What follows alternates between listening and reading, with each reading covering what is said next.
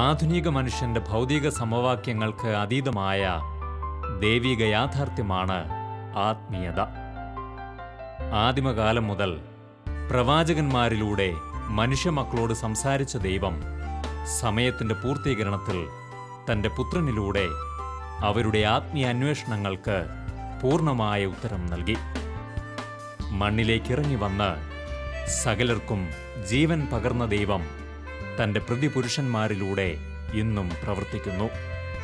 തന്നോട് ചേർന്നു നിൽക്കുവാൻ മനസ്സായവരെ ഒരുമിച്ചു കൂട്ടി അവിടുത്തെ മൗതിക ശരീരമായ തിരുസഭയ്ക്ക് രൂപം നൽകിയ അവിടുന്ന് തന്റെ തിരഞ്ഞെടുക്കപ്പെട്ട അജപാലകരിലൂടെ അവരെ സ്വർഗരാജ്യത്തിലേക്ക് ആനയിക്കുന്നു.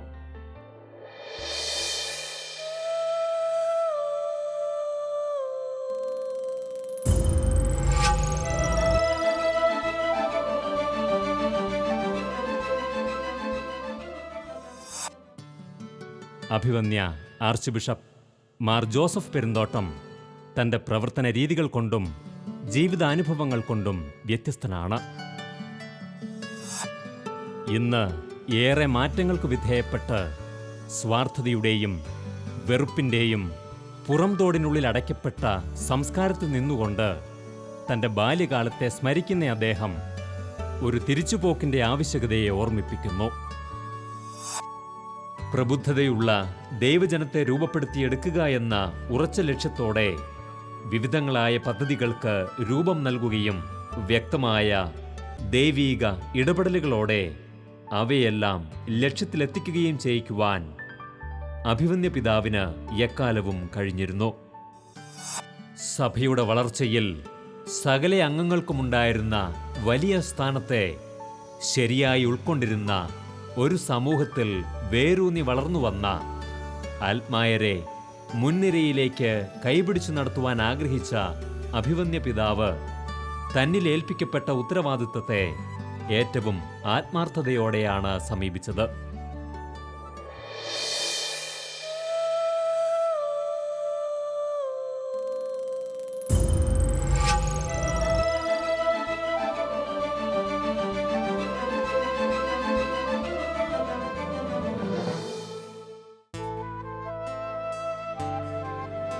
രണ്ട് സഹസ്രാബ്ദങ്ങളുടെ വിശ്വാസ പാരമ്പര്യവും പിന്തുടർച്ചാവകാശവും സ്വന്തമായ ദൈവിക സമൂഹമായ തിരുസഭ, അനേക ലക്ഷം അഭിഷിക്തരിലൂടെ ദൈവം പണിതുയർത്തിയ അവിടുത്തെ പ്രിയാജഗണം,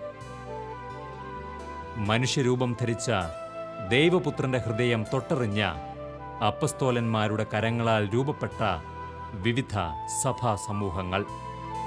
ഇവിടെ ഈ മണ്ണിൽ പൗരസ്ത്യ സുറിയാനി സഭയുടെ പാരമ്പര്യം സ്വന്തമാക്കിയ ഭാരതത്തിന്റെ സ്വന്തം അപ്പസ്തോലനായ തോമാശ്ലീഹായുടെ പിൻഗാമികൾ. അതെ, നമ്മുടെ സീറോ മലബാർ സഭയുടെ പാരമ്പര്യം ശ്രേഷ്ഠമാണ്. സീറോ മലബാർ സഭയിലെ ഏറ്റവും ആദ്യത്തെ രണ്ട് രൂപതകളിൽ ഒന്നാണ് ചങ്ങനാശ്ശേരി എന്നുള്ളത് എല്ലാവർക്കും അറിയാവുന്ന കാര്യമാണ്. പുരാതനമായ ഒരു വിശ്വാസി സമൂഹമാണല്ലോ നമ്മൾ. പ്രത്യേകിച്ച് ഇവിടുത്തെ ഇന്ത്യയിലെ മാർത്തോമ ക്രിസ്ത്യാനികൾ, മാർത്തോമ നസ്രാണികൾ എന്നറിയപ്പെടുന്ന ഇവിടുത്തെ ക്രൈസ്തവ സമൂഹം തോമാസ് ലീഹായാൽ സ്ഥാപിതമായ ഒരു സഭയാണ് നമ്മുടേത്. ഈ 400 സഭയോളം തന്നെ പഴക്കമുള്ള ഒരു സഭ. അപ്പം അന്ന് മുതൽ ഇവിടെ സജീവമായ ഒരു ക്രിസ്തീയ സാന്നിധ്യം ഉണ്ടായിരുന്നു, പ്രത്യേകിച്ച് കേരളത്തിൽ. അങ്ങനെ തോമാസ് ലീഹായുടെ സുവിശേഷ പ്രഘോഷണത്തിലൂടെ രൂപം കൊണ്ട ഇവിടുത്തെ ഇന്ത്യയിലെ ഈ മാർത്തോമ നസ്രാണി സഭ, അങ്ങനെയാണ് അത് അറിയപ്പെട്ടിരുന്നത്. അല്ലെങ്കിൽ സുറിയാനി കത്തോലിക്ക സഭ എന്നറിയപ്പെട്ടിരുന്നു. തോമാസ് ലീഹായുടെ ഇന്ത്യൻ സഭ എന്നുമൊക്കെ ഇത് അറിയപ്പെട്ടിരുന്നു. അപ്പം അങ്ങനെ ഇവിടുത്തെ സഭ 16 നൂറ്റാണ്ട് കാലം സ്വതന്ത്രമായിട്ട് അതിൻ്റേതായ ഒരു പാരമ്പര്യത്തിൽ അധിഷ്ഠിതമായി ജീവിച്ചു പോന്നു. നമുക്കറിയാം, പുരാതനമായൊരു ക്രൈസ്തവ സമൂഹമാണ് നമ്മുടെ ഇവിടുത്തെ ഇന്ത്യയിലെ ഈ ക്രൈസ്തവ സമൂഹം എന്നുള്ളത്. 10-16 നൂറ്റാണ്ട് കാലം അതിനതിൻ്റേതായ ഒരു പാരമ്പര്യത്തിൽ, വ്യക്തിത്വത്തിൽ, തനിമയിൽ അത് വളർന്നു വന്നു.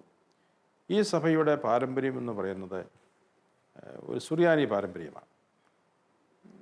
പ്രത്യേകിച്ച് പറഞ്ഞാൽ പൗരസ്ത്യ സുറിയാനി പാരമ്പര്യമാണത്. ഈ പാരമ്പര്യത്തിന് ഒത്തിരി വൈശിഷ്ട്യമുണ്ട്. കാരണം അത് ആദിമ സഭയുടെ പാരമ്പര്യത്തോട് ഏറ്റവും ചേർന്ന് പോകുന്ന ഒന്നാണ്. സഭ ജനിച്ചു വളർന്ന സാംസ്കാരിക പശ്ചാത്തലം, പലസ്തീനയിലെ ആ സാംസ്കാരിക പശ്ചാത്തലം, ആ പശ്ചാത്തലവും ആ സംസ്കാരവും അതിൻ്റെ സവിശേഷതകളും ഏറ്റവും കൂടുതൽ കൈമാറപ്പെട്ടിട്ടുള്ളത് പൗരസ്ത്യ സുറിയാനി സഭാ പാരമ്പര്യത്തിലൂടെയാണ്.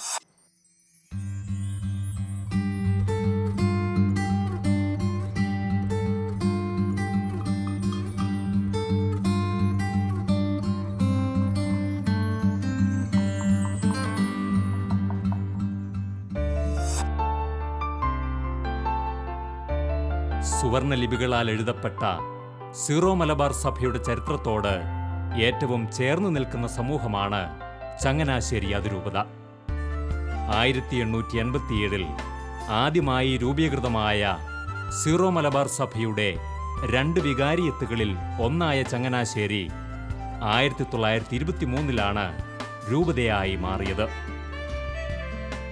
ധന്യൻ മാർ തോമസ് കുര്യാളശ്ശേരിയായിരുന്നു ആദ്യമെത്രാൻ. തുടർന്ന് മാർ ജെയിംസ് കാളാശ്ശേരി, ദേവദാസൻ മാർ മാത്യു കാവുകാട്ട്, മാർ ആന്റണി പടിയറ, മാർ ജോസഫ് പൗവത്തിൽ എന്നീ പിതാക്കന്മാരുടെ പിൻഗാമിയായാണ് 2007 മാർ ജോസഫ് പെരുന്തോട്ടം പിതാവ് ചങ്ങനാശ്ശേരി അതിരൂപതയുടെ മെത്രാപ്പോലീത്തയായി സ്ഥാനമേൽക്കുന്നത്. കേരള സഭാ ചരിത്രത്തിൽ നിർണായകമായ സ്ഥാനം പിടിച്ച ചങ്ങനാശ്ശേരിയിലെ മുൻ പിതാക്കന്മാരുടെ പാത പിന്തുടർന്ന് ശക്തമായ ഇടപെടലുകളോടെ അഭിമന്യ പിതാവ് മുന്നേറുന്നു. 1887 മെയ് 20 ചങ്ങനാശ്ശേരി അതിരൂപതയുടെ ചരിത്രം ആരംഭിക്കുന്നത്. ആദ്യം ഇത് ഒരു വികാരിയാത്ത് എന്ന നിലയിലാണ് അറിയപ്പെട്ടിരുന്നത്. വികാരിയാത്ത് എന്ന് പറയുമ്പോൾ ഒരു താൽക്കാലിക സംവിധാനമാണ്. മാർപ്പാപ്പായുടെ നേരിട്ടുള്ള അധികാരത്തിന് കീഴിലുള്ള ഒരു സഭാഭരണ സംവിധാനമാണ് വികാരിയാത്ത് എന്ന് പറയുന്നത്. അങ്ങനെയുള്ള വികാരിയാത്തുകളുടെ മെത്രാന്മാരെ വികാരി അപ്പസ്തോലിക്കന്മാരെന്നാണ് വിളിച്ചിരുന്നത്. 1923 സീറോ മലബാർ സഭയുടെ ഹയരാർക്കി രൂപം കൊള്ളുന്നത്. എന്ന് പറഞ്ഞാൽ ഒരു ഔദ്യോഗികമായിട്ടുള്ള സഭാഭരണ സംവിധാനം അങ്ങനെ കൈവരികയാണ്. അതോടെ വികാരിയാത്തുകളൊക്കെ രൂപതകളായി ഉയർത്തപ്പെട്ടു. വികാരി അപ്പസ്തോലിക്കന്മാരെ മെത്രാന്മാരെന്ന പേരിലും അറിയപ്പെട്ടു തുടങ്ങി. അഭിമന്യ പൗവത്തിൽ പിതാവ് 2007 മെത്രാപ്പോലിത്തൻ സ്ഥാനത്ത് നിന്ന് വിരമിക്കുകയും അങ്ങനെ ആ സ്ഥാനത്ത് ഞാൻ ചുമതല ഏൽക്കുകയും ചെയ്തു. അതിനു മുമ്പ് 2002 മുതൽ പിതാവിൻ്റെ സഹായമെത്ര എന്ന നിലയിൽ സേവനമനുഷ്ഠിച്ച് വരികയായിരുന്നു. ഇതാണ് രൂപതയുടെ പൊതുവായ ഒരു ചരിത്രം.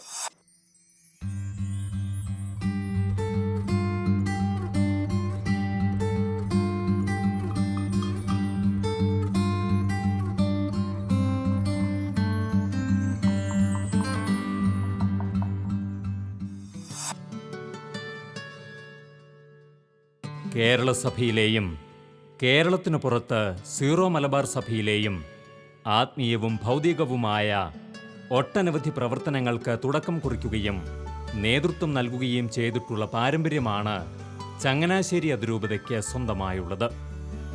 തോമാ ശ്ലീഹായുടെ മാതൃക പിന്തുടർന്ന് അന്യദേശങ്ങളിൽ സുവിശേഷ സന്ദേശവുമായി കടന്നെത്തുവാനും വിശ്വാസ കാര്യങ്ങളിൽ വിട്ടുവീഴ്ചയില്ലാത്ത നിലപാടുകൾ മുറുകെ പിടിക്കുവാനും ചങ്ങനാശ്ശേരിയുടെ പിതാക്കന്മാർ എക്കാലവും കൈക്കൊണ്ടിട്ടുള്ള തീരുമാനങ്ങൾ ശ്ലാഘനീയമാണ്.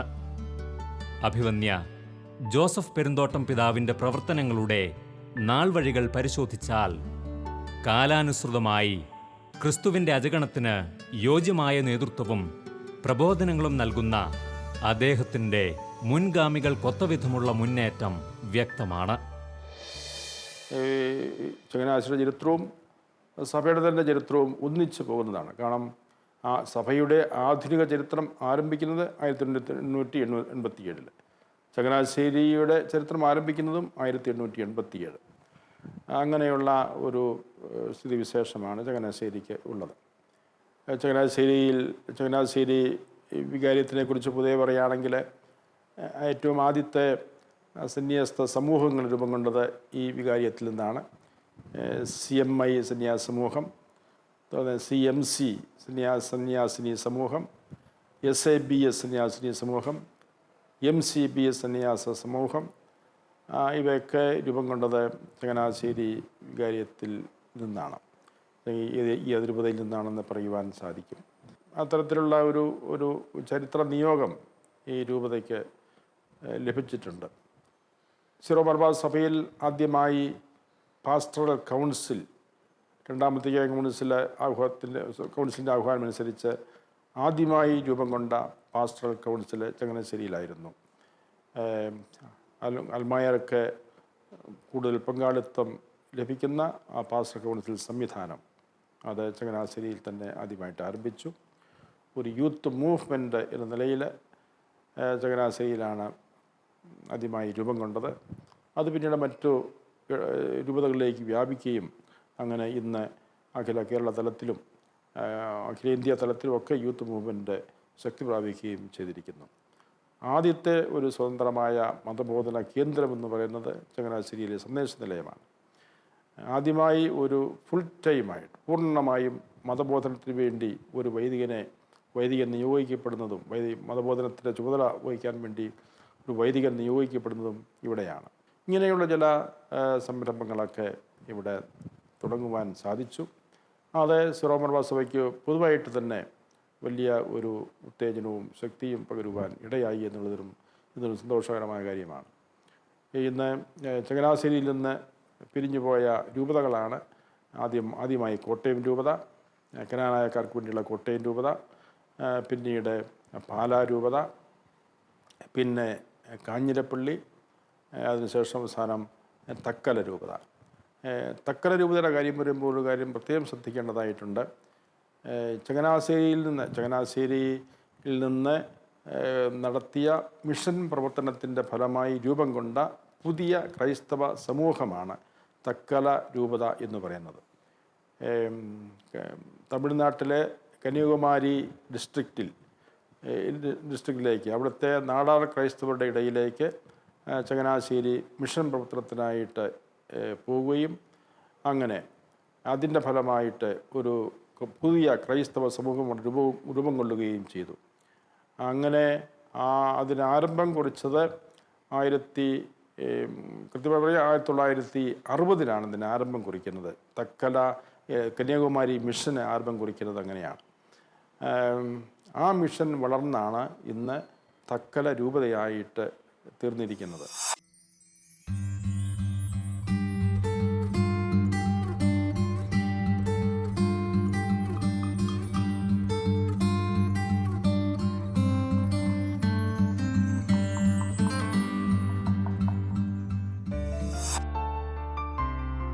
അഭിവന്യ മാർ ജോസഫ് പെരുന്തോട്ടം പിതാവ് 2002 ചങ്ങനാശ്ശേരി അതിരൂപതയുടെ സഹായമെത്രാനായി അഭിഷിക്തനായപ്പോൾ തൻ്റെ ആപ്തവാക്യമായി സ്വീകരിച്ചത് ആത്മാവിലും സത്യത്തിലും എന്നതാണ്.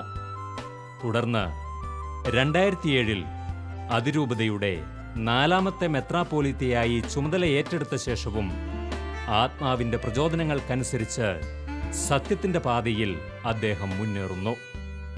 സീറോ മലബാർ സഭയിലെ ഏറ്റവും വലിയ രൂപതയായ ചങ്ങനാശ്ശേരിയുടെ ഇടയന് തിരക്കുകൾ ഒഴിഞ്ഞുള്ള നേരമില്ല.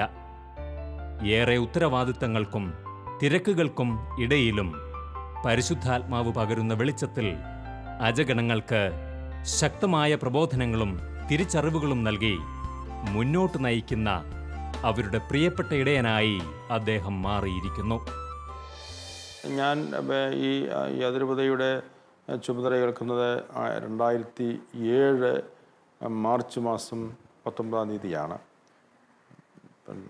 അതിനുശേഷം പൊതുവെ എൻ്റെ നയം ഇതായിരുന്നു, മുൻഗാമികൾ നയിച്ച അതേ പാതയിലൂടെ മുന്നോട്ട് നീങ്ങുക, അത് പിന്നെ ആ ഒരു ദിശാ ബോധത്തിൽ തന്നെ ജനത്തെ നയിക്കുക, അതിൽ കൂടുതൽ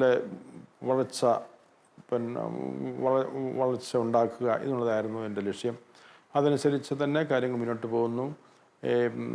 സഭയെ സംബന്ധിച്ചും സഭയുടെ കാഴ്ചപ്പാടിനെ സംബന്ധിച്ചുമൊക്കെ ഇവിടെ ഒരു പാരമ്പര്യമുണ്ട്. അത് സഭയുടെ ആധികാരിക പാരമ്പര്യവുമായിട്ട് പാരമ്പര്യം തന്നെയാണ്. ഈ സഭയുടെ വ്യക്തിത്വം, അതിൻ്റെ ആരാധന സ്വഭാവം, ഇതെല്ലാം സംരക്ഷിച്ച് സഭയുടെ ഔദ്യോഗികമായ പ്രബോധനങ്ങൾക്കും നിയന്ത്രണങ്ങൾക്കും, പ്രത്യേകിച്ച് രണ്ടാം വത്തിക്കാൻ കൗൺസിലിൻ്റെ പ്രബോധനങ്ങൾക്ക്, പൗരസഭകൾക്ക് വേണ്ടിയുള്ള കാനൻ നിയമത്തിൻ്റെ നിർദ്ദേശങ്ങൾക്കനുസരിച്ചൊക്കെ ഈ അതിരൂപതയിലെ ദൈവജനത്തെ നയിക്കുക എന്നുള്ളതാണ്. അതാണ് ഇവിടെ എന്നും പാലിച്ചു പോന്നിട്ടുള്ളത്. അതേ ശൈലിയിൽ തന്നെ തുടരുവാൻ ശ്രമിക്കുന്നു. ഇപ്പോൾ ഈ അതിരൂപത 15 ഫൊറോനകളായിട്ടാണ് തിരിച്ചിരിക്കുന്നത്. 15 ഫൊറോനകൾ അതിരൂപതയ്ക്കുണ്ട്. 5 ഡിസ്ട്രിക്റ്റുകൾ ഉൾക്കൊള്ളുന്നതാണ്. കോട്ടയം, ആലപ്പുഴ, പത്തനംതിട്ട, കൊല്ലം, തിരുവനന്തപുരം എന്നീ 5 ഡിസ്ട്രിക്റ്റുകൾ ഉൾക്കൊള്ളുന്ന പ്രദേശമാണ് ചങ്ങനാശ്ശേരിയുടേത്.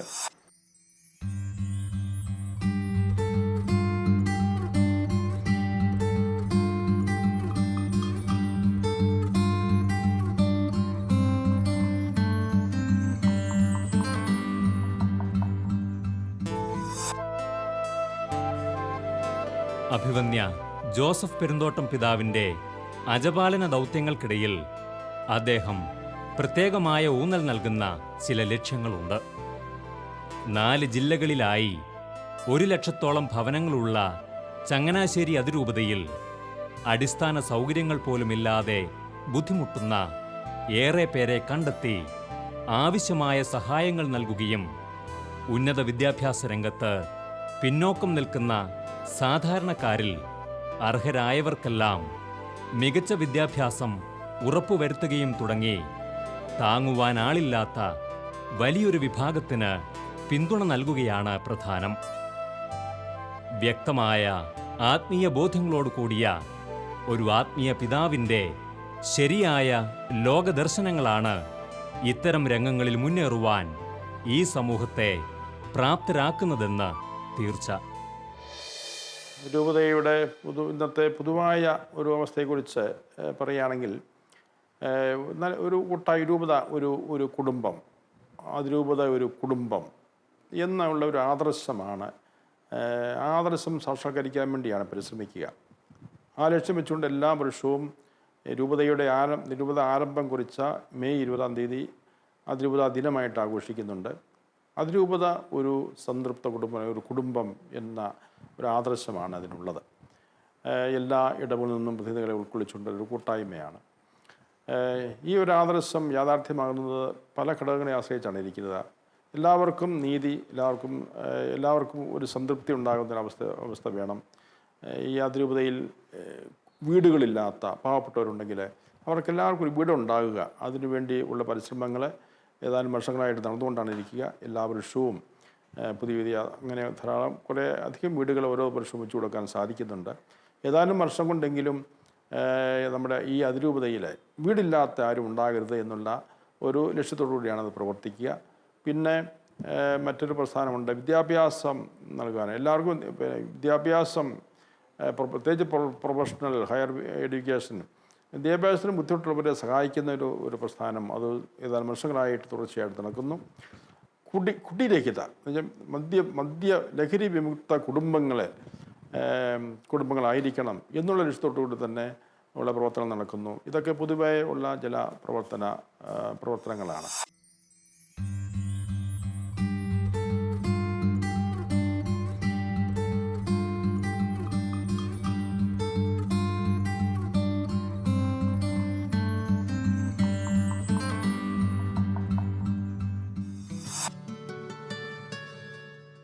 ക്രിസ്തുവിൻ്റെ രക്ഷാകര ദൗത്യത്തിൻ്റെ പിന്തുടർച്ചക്കാരായ നാം ഓരോരുത്തരിലും നിന്ന് ദൈവം ആഗ്രഹിക്കുന്നത് ഒത്തൊരുമയോടുകൂടിയ സഭയിലെ സജീവ പങ്കാളിത്തമാണ്.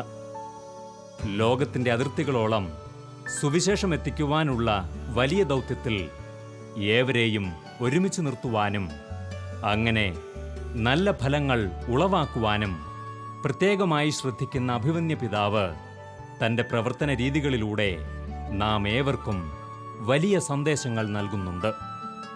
സഭാംഗങ്ങളുടെ കൂട്ടുത്തരവാദിത്വം ലക്ഷ്യം വച്ചുകൊണ്ട് എല്ലാ അഭിഷിക്തരുടെയും സന്യസ്തരുടെയും പിൻബലത്തോടെ ദൂരവ്യാപകമായ സൽഫലങ്ങൾ നൽകാനുതകുന്ന ഏറെ പ്രവർത്തനങ്ങൾക്ക് അദ്ദേഹം തുടക്കം കുറിച്ചിരിക്കുന്നു.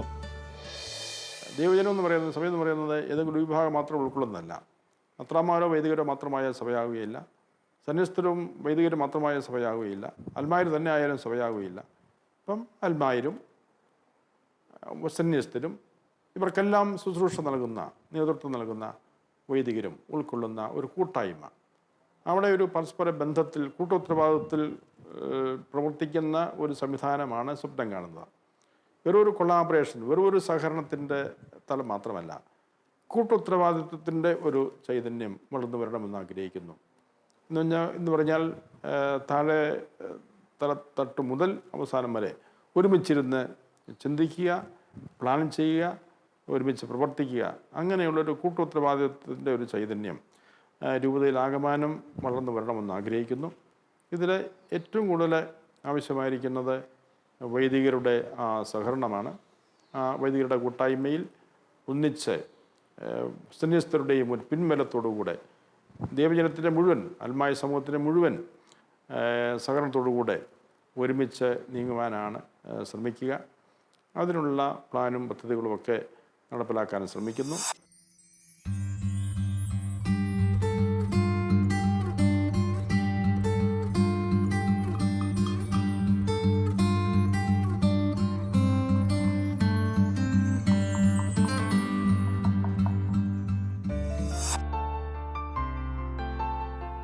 വലിയ ഉത്തരവാദിത്തങ്ങളോടെ അനേക ആത്മാക്കളുടെ രക്ഷ ലക്ഷ്യം വച്ച് ആത്മീയവും ഭൗതികവുമായ ഇടപെടലുകൾക്ക് മുന്നിട്ടിറങ്ങുന്ന അഭിമന്യ പിതാക്കന്മാരുടെയും വൈദിക ശ്രേഷ്ഠരുടെയും ജീവിതം നിസ്വാർത്ഥമായ സമ്പൂർണ്ണ സമർപ്പണത്തിൻ്റെയും കഠിനാധ്വാനത്തിൻ്റെയും വഴികളിലൂടെയാണ് മുന്നേറുന്നത്.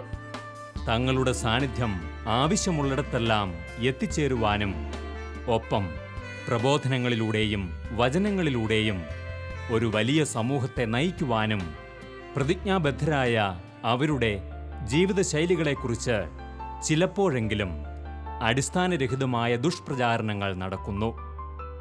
ക്രിസ്തുവിൻ്റെയും അവിടുത്തെ സമൂഹത്തിൻ്റെയും ശത്രുക്കളായ അന്ധകാര ശക്തികളാണ് പലപ്പോഴും ഇത്തരം അബദ്ധപ്രചാരണങ്ങൾക്ക് പിന്നിൽ. തൻ്റെ കഴിഞ്ഞ നാളുകളിൽ ഇത്തരം അനുഭവങ്ങൾ ധാരാളം ഉണ്ടായിട്ടുള്ളതായി ഓർമ്മിക്കുന്ന അഭിമന്യ പിതാവ് ഏവരും സത്യം മനസ്സിലാക്കി കൂടുതൽ ഹൃദയൈക്യത്തോടെ അഭിഷിക്തരെ സമീപിക്കണമെന്ന് ഓർമ്മിപ്പിക്കുന്നു. മെത്രാന്മാരുടെ ജീവിതത്തെക്കുറിച്ചും അവരുടെ ജീവിതശൈലിയെക്കുറിച്ചും ഒക്കെ ഒത്തിരിയധികം തെറ്റായ ധാരണകൾ ആളുടെ പുലരുന്നുണ്ട്. പക്ഷേ എല്ലാവരുമായിട്ട് വ്യക്തിപരമായ ബന്ധം പുലർത്താൻ സാധിക്കുകയല്ലോ. നമ്മൾ പൊതുവേ ആളുകളെ കാണാൻ സാധിക്കുന്നു, പക്ഷേ എല്ലാവർക്കും അതിനുള്ള അവസരം കിട്ടുന്നില്ല. അങ്ങനെ വ്യക്തിപരമായിട്ട് ബന്ധം സ്ഥാപിക്കാൻ സാധിക്കാത്ത ആൾക്കാർ വളരെ വിചിത്രമായ ചിന്തകളും ധാരണകളും മെത്രാന്മാരെക്കുറിച്ചൊക്കെ പുലർത്തുന്നുണ്ടെന്ന് ചിലപ്പോഴെങ്കിലും എനിക്ക് തിരിച്ചറിയാൻ സാധിച്ചിട്ടുണ്ട്. ഞാൻ ഒരിക്കലൊരു ഇടവയിൽ ചെന്നു. അവരെ ക്ഷണിച്ചു വരുത്തതാണ്. എനിക്ക് വേറെ സമയമില്ല, എനിക്ക് വേറെ അന്ന് തന്നെ വേറെ പല പരിപാടികളുമുണ്ട്. അതിനിടയ്ക്ക് എങ്ങനെയെങ്കിലും വരണമെന്ന് പറഞ്ഞുകൊണ്ട് എന്നെ ക്ഷണിച്ചു. ഞാൻ ചെയ്യാൻ പറ്റുന്ന അല്പം ഇടവേള കിട്ടി. എനിക്കാണെങ്കിൽ അല്പം ഒരു അസ്വസ്ഥയുണ്ട്. അതൊരു പനിക്കോള് പോലെയൊക്കെ ഉണ്ടായിരുന്നു. പനി കഴിഞ്ഞുള്ള അവസരമായിരുന്നു. അങ്ങനെയുള്ള അവസരത്തിൽ എങ്കിലും ആ ആളിൻ്റെ നിർബന്ധത്തിൻ്റെ പേരിൽ ഞാനെന്നാ വരാമെന്ന് പറഞ്ഞു.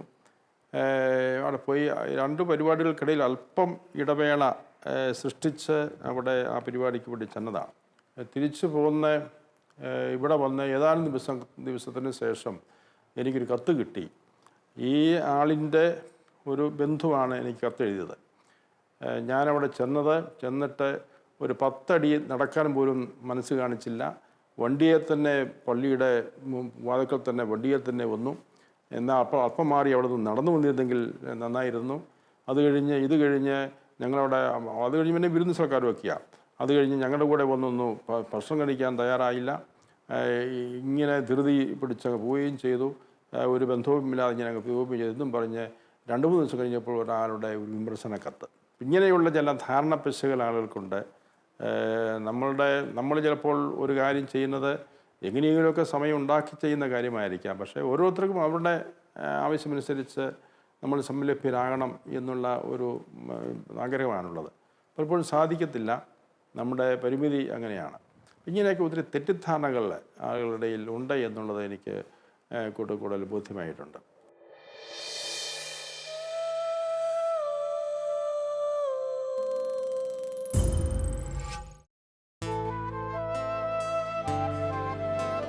സ്വർഗത്തിൻ്റെ ജ്ഞാനം ഹൃദയത്തിൽ പകർന്നു നൽകി തൻ്റെ അജഗണത്തിന് ശക്തമായ നേതൃത്വം നൽകുവാൻ ദൈവം പ്രത്യേകം തെരഞ്ഞെടുത്ത ഒരഭിഷിക്തൻ.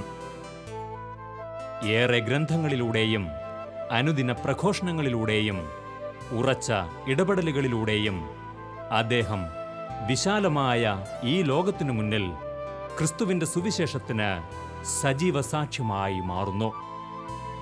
ദൈവവചനത്തിനും വിശുദ്ധമായ പാരമ്പര്യങ്ങൾക്കും വേണ്ടി ജീവിതം സമർപ്പിച്ച ഈ വൈദിക ശ്രേഷ്ഠന്റെ അനുഭവങ്ങൾ ഈ ലോകത്തിനും നാം ഏവർക്കും പ്രചോദനമേകട്ടെ.